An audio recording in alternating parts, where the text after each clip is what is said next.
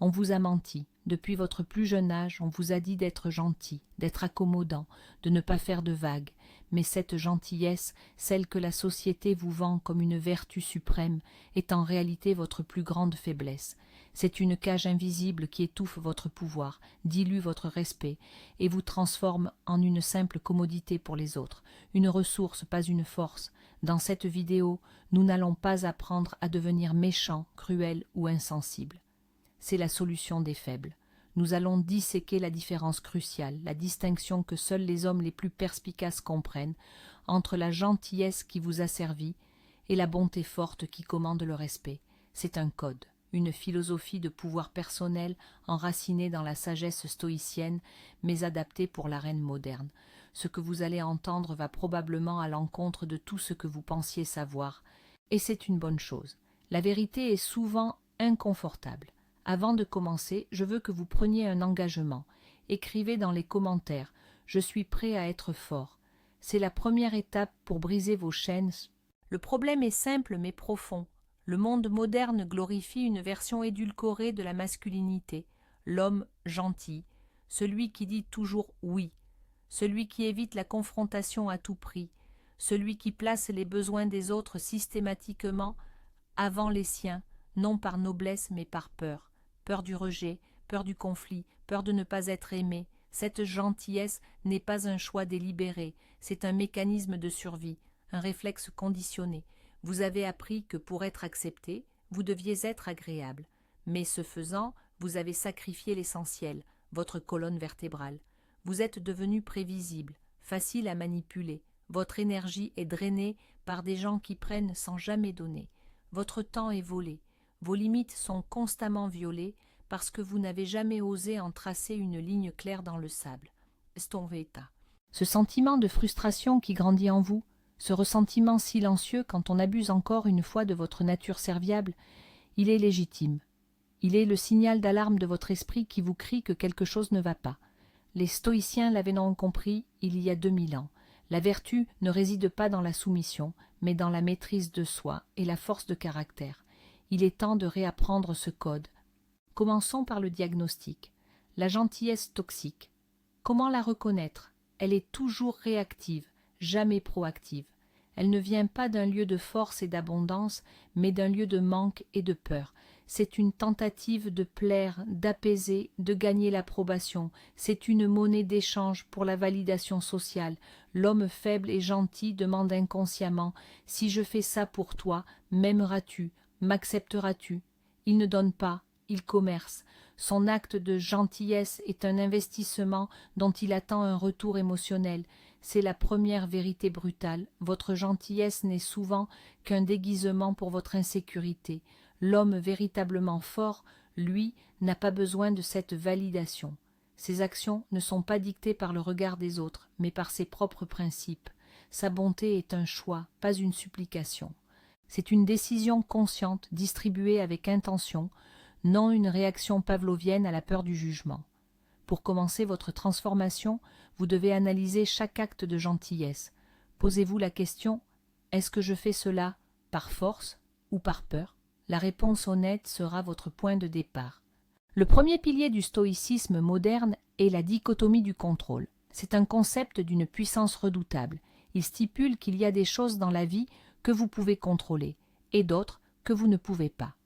Ce que les autres pensent de vous, incontrôlable. Comment ils réagissent à vos décisions, incontrôlable. Le résultat final de vos efforts, largement incontrôlable. Ce que vous contrôlez, en revanche, est absolu. Vos jugements, vos intentions, vos actions. L'homme gentil et faible passe sa vie entière à essayer de manipuler l'incontrôlable. Il essaie de gérer les perceptions des autres par sa complaisance. C'est un combat perdu d'avance, une source infinie d'anxiété et d'épuisement. L'homme fort, guidé par la pensée stoïcienne, retourne son attention vers l'intérieur. Il se concentre à 100% sur son domaine de contrôle. Au lieu de se demander « Comment puis-je faire pour qu'il m'aime ?» il se demande « Quelle est l'action juste et droite à entreprendre selon mes valeurs ?» C'est un changement de paradigme total. Vous cessez d'être une marionnette des opinions extérieures et vous devenez l'architecte de votre propre caractère. La véritable force ne consiste pas à plier le monde à votre volonté, mais à maîtriser parfaitement votre propre esprit. Parlons des frontières. L'homme gentil n'a pas de frontières. Il a des suggestions floues qu'il espère que les autres devineront et respecteront. C'est une stratégie vouée à l'échec. Les gens ne respectent pas les frontières qu'ils ne voient pas. Ils testent, ils poussent, et quand ils ne rencontrent aucune résistance, ils avancent. Votre absence de frontières est une invitation ouverte à l'exploitation. Vous pensez qu'en étant sans limite, vous êtes ouvert et aimable. En réalité, vous communiquez que votre temps, votre énergie et votre bien-être n'ont aucune valeur. Les stoïciens enseignaient l'importance de la citadelle intérieure, une forteresse mentale imprenable. Vos frontières sont les murs de cette citadelle. Elles ne sont pas là pour être agressives. Elles sont là pour protéger ce qui est précieux. Apprendre à dire non est la première compétence à maîtriser. Un non calme, ferme et sans justification. Non, je ne suis pas disponible.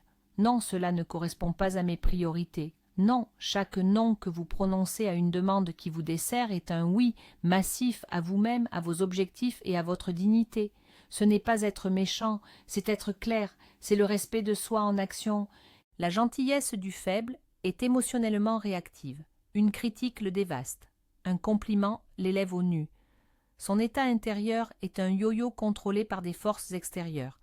Il est esclave de ses émotions et donc esclave de ceux qui peuvent les provoquer. La force stoïcienne, c'est l'équanimité. Ce n'est pas la suppression des émotions, c'est un mythe.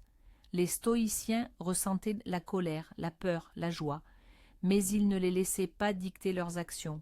Ils les observaient comme des nuages passant dans le ciel. Ils créaient un espace entre le stimulus, l'insulte, la provocation et la réponse. Dans cet espace réside votre pouvoir.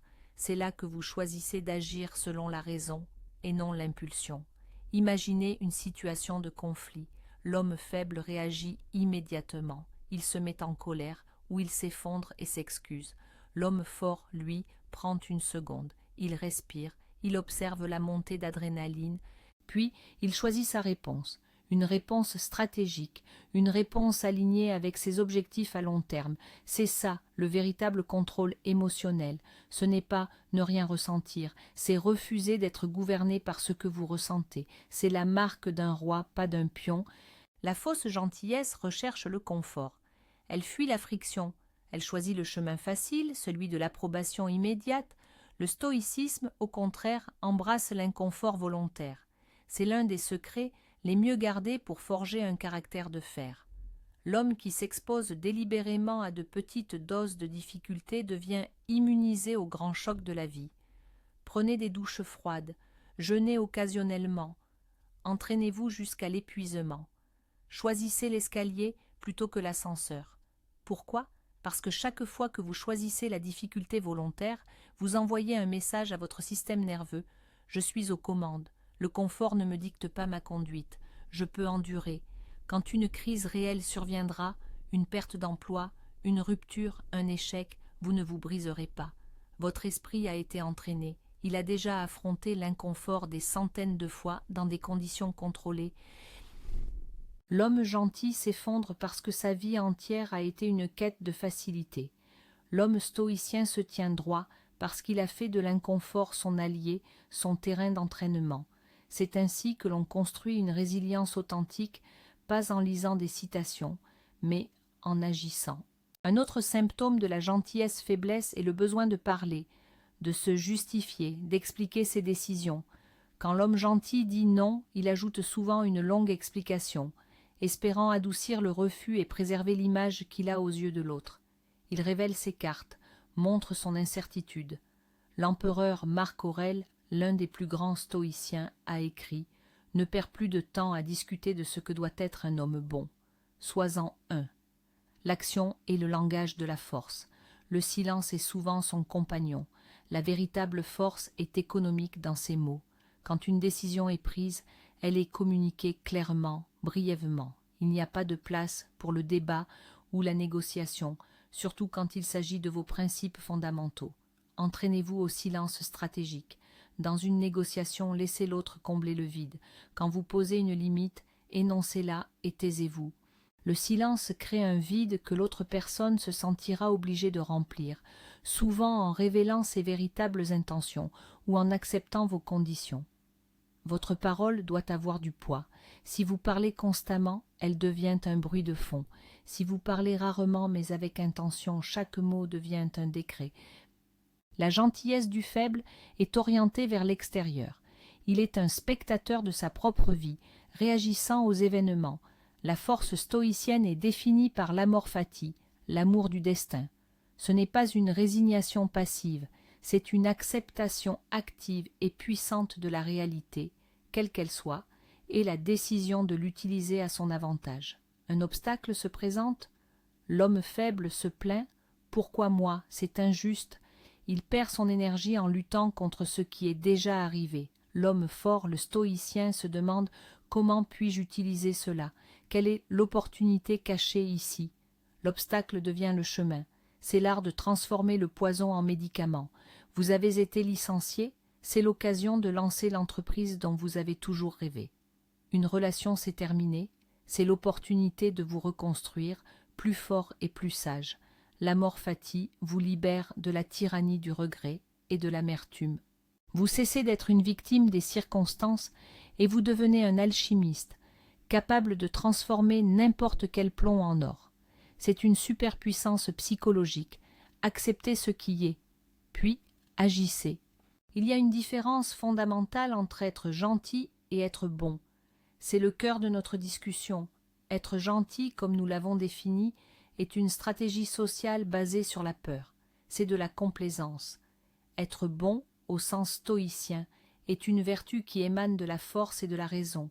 Un homme bon peut prendre des décisions difficiles. Il peut licencier un employé incompétent, non par méchanceté, mais pour la santé de l'entreprise et des autres employés.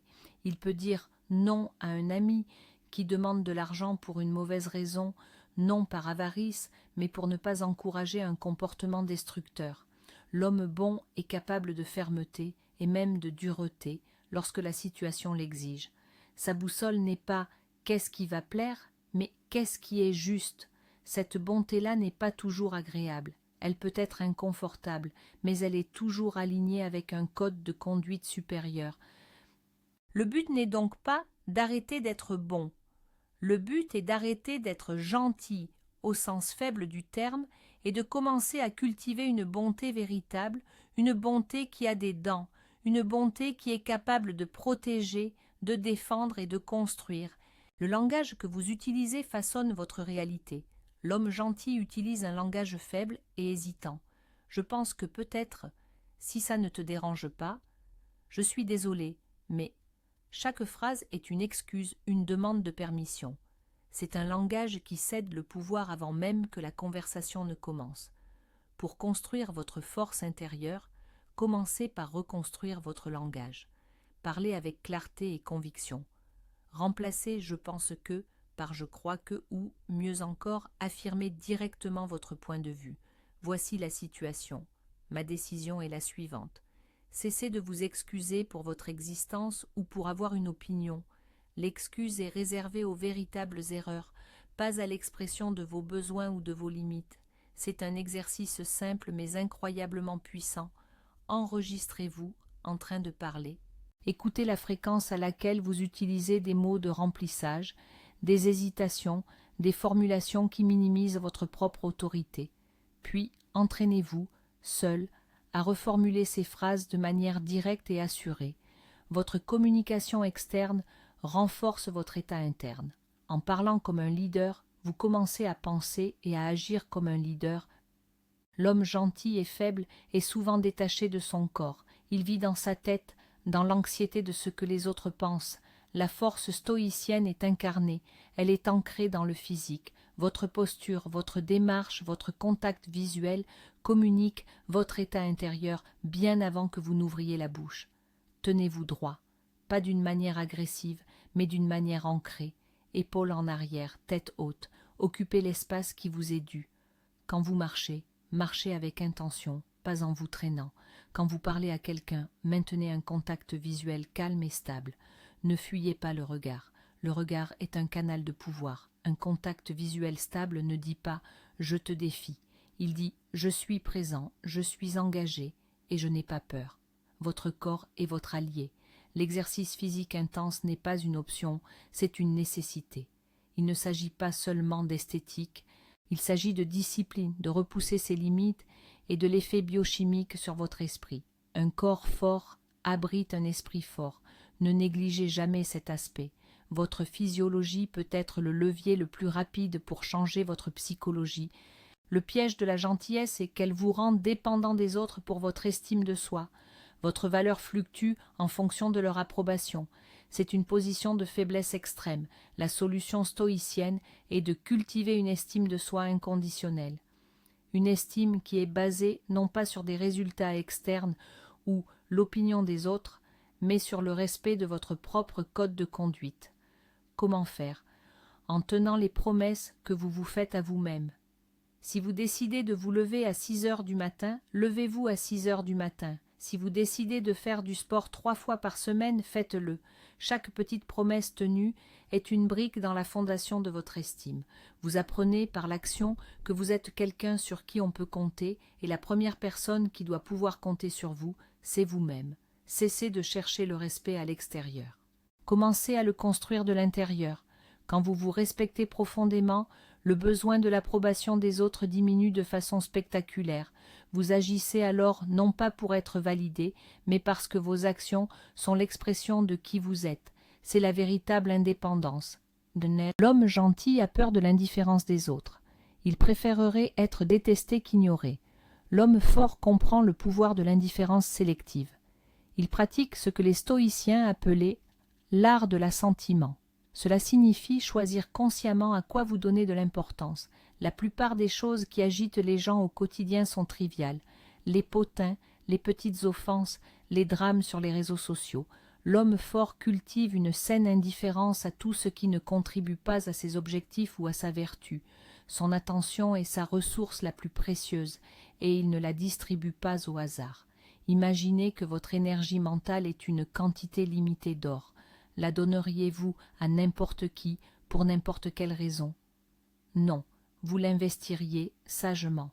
Appliquez le même principe à votre attention. Une insulte en ligne? Indifférence. Une critique non constructive? Indifférence. Le jugement d'une personne dont vous ne respectez pas les valeurs? Indifférence. Cela ne signifie pas être froid ou distant. Cela signifie être stratégique. Vous réservez votre énergie pour ce qui compte vraiment, votre famille, votre travail, votre développement personnel.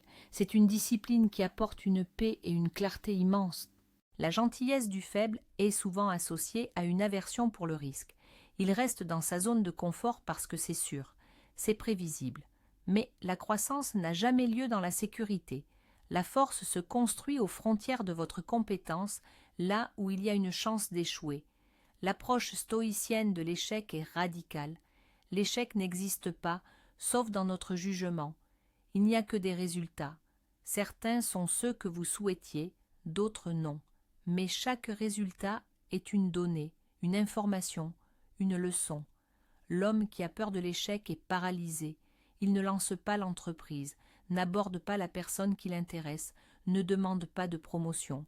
L'homme qui voit l'échec comme un feedback, lui, est inarrêtable. Il essaie, il obtient un résultat, il apprend, il ajuste, et il essaie à nouveau. Son ego n'est pas lié au succès de chaque tentative.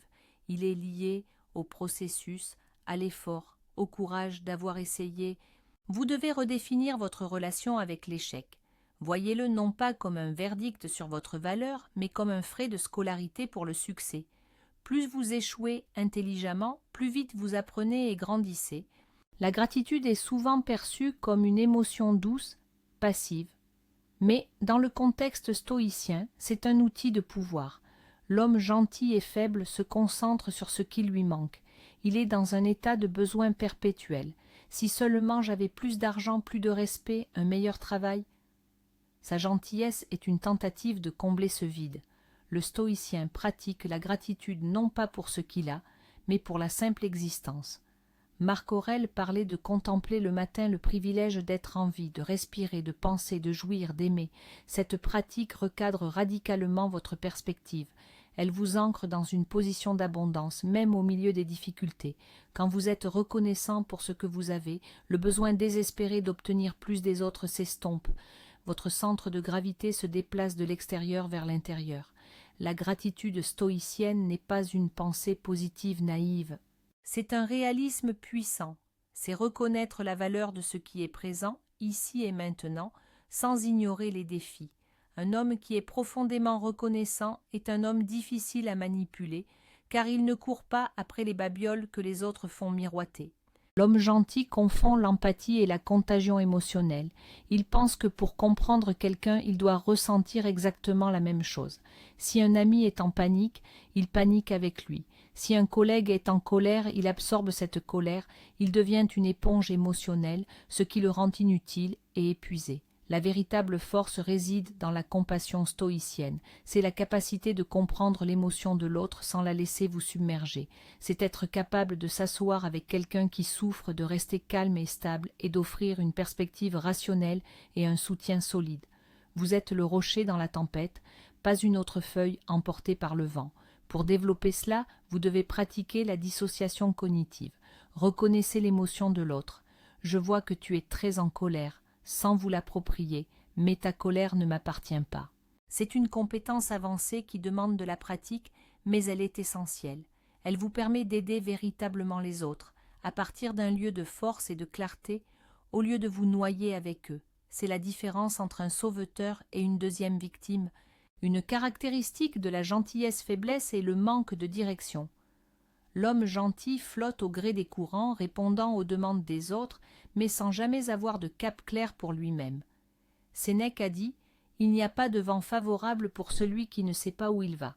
Sans un but défini, un objectif supérieur, vous êtes à la merci des agendas des autres. Votre but est votre ancre. C'est votre pourquoi. C'est la raison pour laquelle vous vous levez le matin. Il n'a pas besoin d'être grandiose. Il peut s'agir de construire une famille solide, de maîtriser un art, de bâtir une entreprise. Mais il doit être le vôtre. Il doit venir de l'intérieur. Quand vous avez un but clair, dire non devient infiniment plus facile. Ce n'est plus un rejet personnel, c'est une décision stratégique.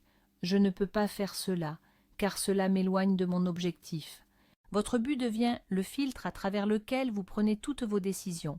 Il vous donne la force de supporter les difficultés à court terme pour un gain à long terme. Sans but, vous êtes simplement un outil dans la boîte à outils de quelqu'un d'autre. Avec un but, vous devenez le maître d'œuvre de votre propre vie. L'homme gentil cherche des mentors. L'homme fort cherche des principes.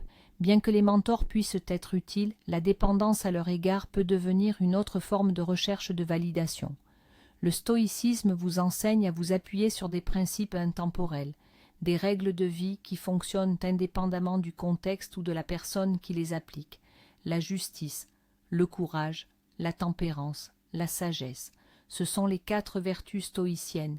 Au lieu de vous demander « qu'aurait fait mon mentor », demandez-vous « quelle est l'action courageuse ?» Quelle est l'action juste? Cela vous rend autonome. Vous construisez votre propre cadre de décision interne. Vous devenez votre propre juge, le plus exigeant de tous. C'est une responsabilité immense, mais c'est aussi la source d'une liberté incroyable. Quand vos actions sont guidées par des principes solides, l'opinion des autres perd son emprise. Vous savez que vous avez agi correctement, non pas parce que quelqu'un vous a applaudi, mais parce que votre action était en accord avec votre code. C'est l'intégrité. Et l'intégrité est une armure silencieuse mais impénétrable. La gentillesse du faible est souvent le fruit d'une perspective à court terme. Il veut l'approbation maintenant, il veut éviter le conflit maintenant, il sacrifie le respect à long terme pour le confort à court terme. C'est une mauvaise transaction. La force stoïcienne est construite sur une perspective à long terme. Les stoïciens pratiquaient la vue d'en haut. L'exercice consiste à imaginer que vous vous élevez au-dessus de votre situation actuelle, puis au-dessus de votre ville, de votre pays, de la terre, et que vous regardez l'immensité du temps et de l'espace. Depuis cette perspective, vos problèmes actuels, vos anxiétés, les petites offenses, tout cela apparaît pour ce que c'est, minuscule et éphémère. Cet exercice n'est pas destiné à minimiser vos sentiments, mais à les mettre en contexte. Il vous aide à distinguer ce qui est vraiment important de ce qui est simplement urgent ou bruyant. Quand vous adoptez cette vision, vous êtes moins susceptible de réagir de manière impulsive.